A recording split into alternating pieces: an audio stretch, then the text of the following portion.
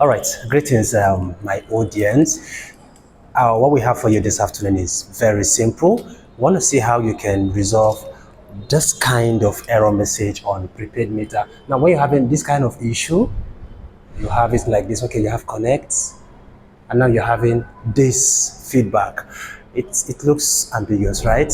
But no, in the real sense, it is not.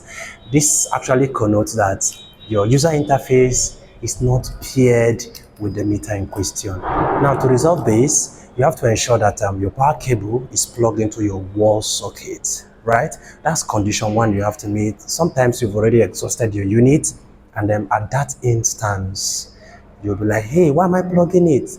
Now you're enhancing continuity between the user interface and the PPM itself. So once that is plugged, fine. Ensure that there's a battery in there. If you're no longer getting supply from the PPM, then press any of the buttons. It would return connect like this. And once you have connect in this way, just stay for a while. Once it returns failed, please press in this query code.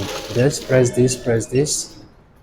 Now, if you send it, it will return this succeed. So when you have this, all you need to do is just dial in your meter number. And what do you expect next? Good, you're good to go. So at the completion of this, I think this will help you resolve this kind of issue. This issue reservation is actually applicable to meters with this serial numbers. I think this should help you. If you find this video helpful, please subscribe to this channel, and we'll be coming to you subsequently as time goes on. Thank you.